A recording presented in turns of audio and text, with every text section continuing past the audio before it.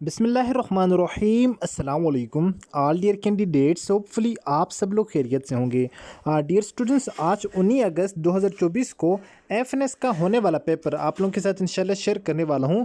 इस पेपर को देखने के बाद एक तो आप लोगों को आइडिया हो जाएगा कि 2024 के अंदर एफएनएस के अंदर किस टाइप्स के क्वेश्चंस आ रहे हैं और आप लोगों ने किस चीज़ के ऊपर ज़्यादा फोकस करना है अपने टेस्ट को अच्छे मार्क्स के साथ क्लियर करने के लिए। ठीक है, so let's started our today video. First of all आप लोगों ने वीडियो को लाइक कर देना है और अगर चैनल पर फर्स्ट टाइम आए हैं तो प्लीज़ चैनल को सब्सक्राइब कर दें और साथ बेल आइकन के बटन को नोटिफिकेशन ऑल कर दें ताकि आने वाली नेक्स्ट वीडियो की अपडेट सबसे पहले आप लोगों तक पहुंचती रहे। स्टूडेंट्स हमारे जो है वो आज अल्हम्दुलिल्लाह से काफ़ी सारे कैंडिडेट्स का टेस्ट था, जिनमें से ऑलमोस्ट स्टूडेंट हमारे जो है वो उनका टेस्ट क्लियर हो चुका है। ठीक है, अभी तक 2 से 3 स्टूडेंट ने एक्सपीरियंस शेयर किया है तो उनका अल्हम्दुलिल्लाह से अभी तक टेस्ट जो है वो क्लियर है। मुल्तान सेंटर के 2 स्टूडेंट हैं और इसके अलावा एक 2 स्टूडेंट और भी थी जिनका टेस्ट था, लेकिन अभी तक जैसे उनकी फर्दर डिटेल्स आती है वो इंशाल्लाह आप लोगों के साथ नेक्स्ट वीडियो में शेयर कर दूंगा। ठीक है, ये स्टूडेंट का टेस्ट एक्सपीरियंस है। जिन स्टूडेंट का टेस्ट हो चुका है वो एक्सपीरियंस मैं आप लोगों के साथ स्टूडेंट का शेयर करता हूं, उनके पेपर में कौन कौन से क्वेश्चंस आए हुए थे।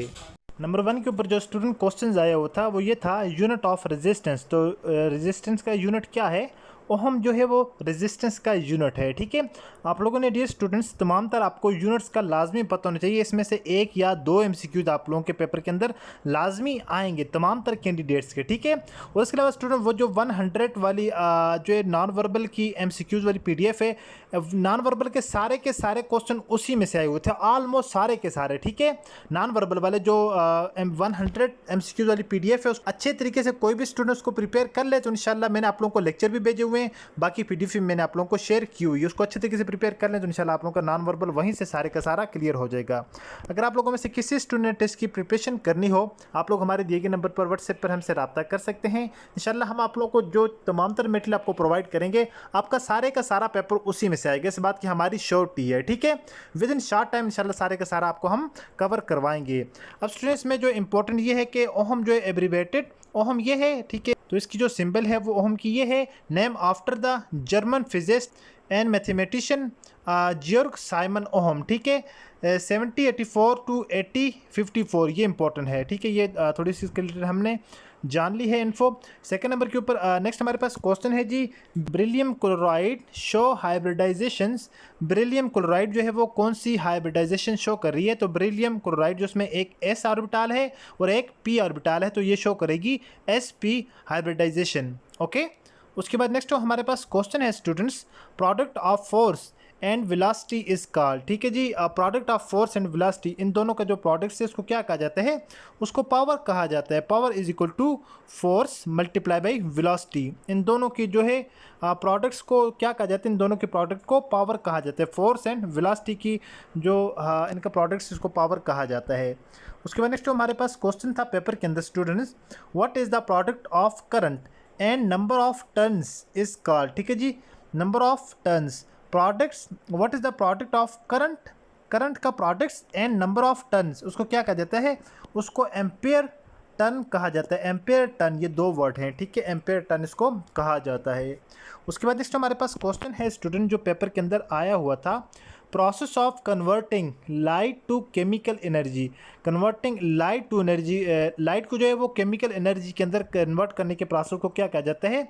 इसको फोटोसिंथेसिस का प्रोसेस कहा जाता है। इसके हवाले से 3-4 जो टर्म्स इसमें यूज़ होती हैं बेसिक्स, वो सारी की सारी आप लोगों को स्टूडेंट्स पता होनी चाहिए। ठीक है, जिस तरह जो है वो इलेक्ट्रोलिसिस किस अमल कौन सा अमल है? Electrical energy is converted directly into chemical energy. एक ऐसा प्रोसेस जिसके अंदर इलेक्ट्रिकल एनर्जी जो है इलेक्ट्रिकल एनर्जी को कन्वर्ट किया जाता है केमिकल एनर्जी में, इसको इलेक्ट्रोलिसिस कहा जाता है। आप लोगों ने इसको भी अच्छे तरीके से प्रिपेयर कर लेना है। उसके अलावा यहाँ पर इसमें जो इंपॉर्टेंट है जो आप लोगों के नेक्स्ट पेपर के अंदर आ सकता है, the process in which electrical energy is converted into heat energy. Electrical energy को किस में कन्वर्ट करना? हीट एनर्जी के अंदर कन्वर्ट करने के अमल को इलेक्ट्रिकल हीटिंग कहा जाता है। ठीक है, इलेक्ट्रिक हीटिंग कहा जाता है। ये भी वेरी इंपॉर्टेंट है। उसके बाद नेक्स्ट हमारे पास स्टूडेंट्स क्वेश्चन है जो आपके पेपर के अंदर आया हुआ था, what happens to the rate when the reactants double in zero order. Zero order reactions के अंदर जिस वक्त जो रिएक्टेंट्स को हम डबल कर देंगे, no effect on the reactions rate at all, ठीक है जी, यानी जो रिएक्शन है उसके रेट के ऊपर कोई भी असर नहीं पड़ेगा एट ऑल, ठीक है, सारे प्रोसेस के अंदर ना ही वो इंक्रीज़ होगा ना ही वो डिक्रीज़ होगा, उसके ऊपर कोई असर नहीं पड़ेगा। उसके बाद नेक्स्ट जो क्वेश्चन है, thermal energy at constant pressure is called.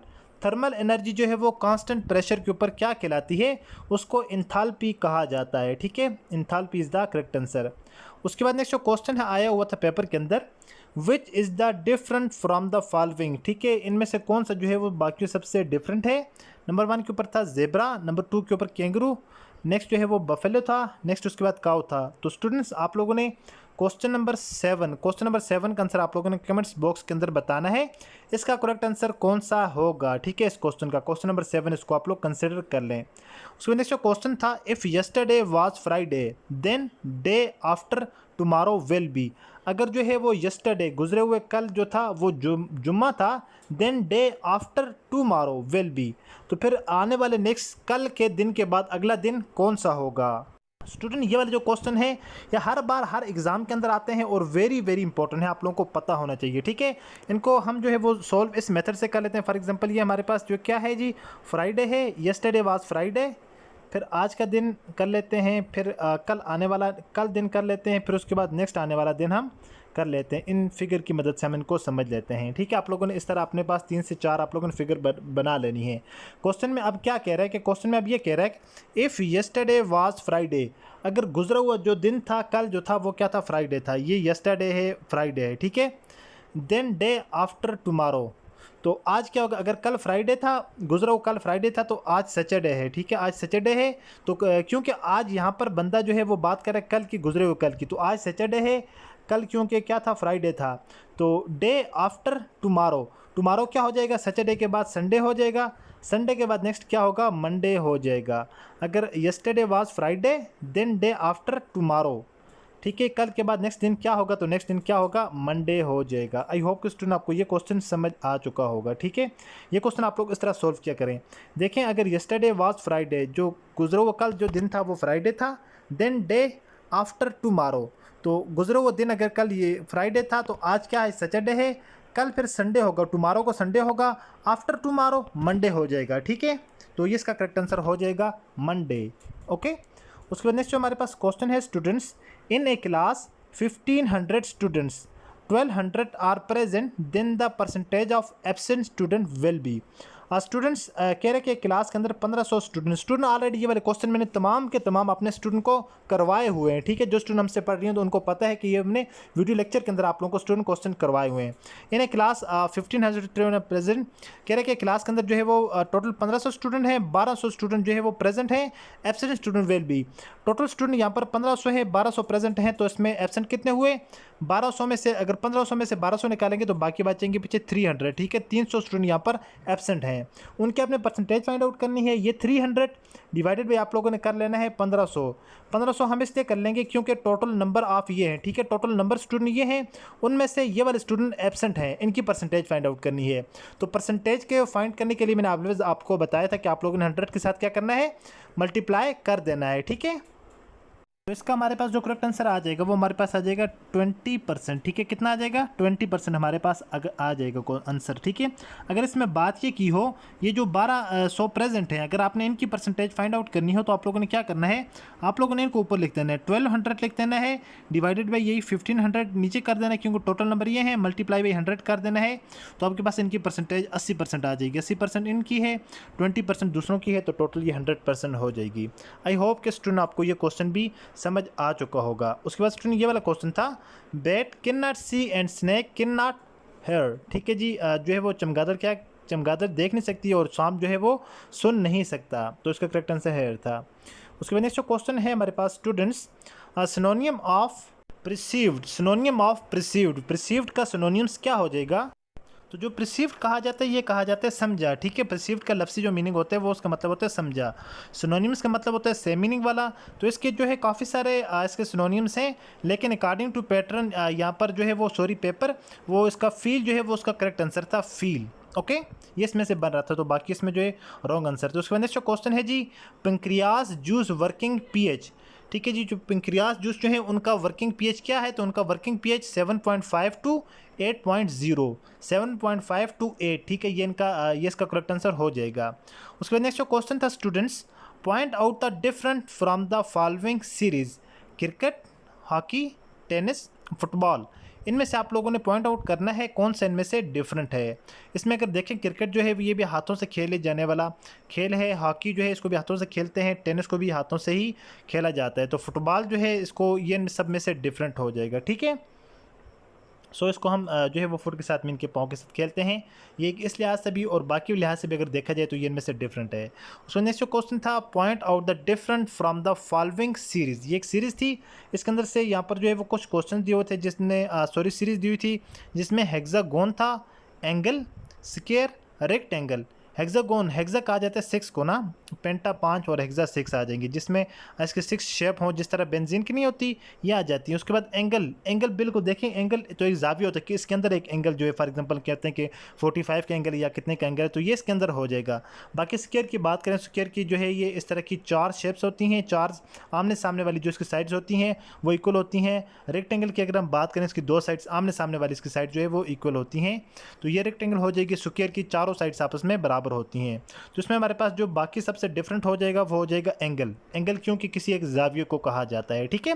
ये सारे के सारे स्टूडेंट जो क्वेश्चंस हैं ये सारे उसी में से आए थे, वो जो 100 MCQs वाली जो PDF नहीं थी, वो जो मैंने आप लोगों को जिसके वीडियो लेक्चर करवाए थे स्टूडेंट, वो वाली है, ठीक है। आप लोग उसको अच्छे तरीके से प्रिपेयर कर लीजिए, तो इंशाल्लाह आप लोगों का जो है उसमें से ये वाला क्लियर हो जाएगा। उसका नेक्स्ट जो है, why parents send their children to school. Parent जो है वो अपने बच्चों को स्कूल क्यों भेजते हैं? फॉर ग्रूमिंग, ठीक है, ग्रूमिंग के लिए जो है वो भेजते हैं। इसमें डिफरेंट बाकी आंसर्स हैं, तो वो आप लोगों ने नहीं से सिलेक्ट करने, इसमें जो करेक्ट आंसर हो जाएगा वो ग्रूमिंग का हो जाएगा। होपफुली स्टूडेंट आप लोगों को तमाम तरह चीज़ें समझ आ चुकी होंगी। बाकी एकेडमिक पोर्शन के लिए स्टूडेंट जो नोट्स आप लोगों को प्रोवाइड किए गए हैं, आप लोग उनको अच्छे तरीके से प्रिपेयर करें, तो इंशाल्लाह किसी स्टूडेंट का भी टेस्ट फेल नहीं होगा। शर्त यह है कि आप लोगों ने उसको अच्छे तरीके से ईच एंड एवरीथिंग को विद डिटेल कंसेप्ट के साथ आप लोगों ने अंडरस्टैंड कर लिया हो, तो इंशाल्लाह कोई भी स्टूडेंट किसी स्टूडेंट का टेस्ट फेल नहीं होगा, अच्छे नंबरों के साथ आप लोगों का टेस्ट क्लियर होगा।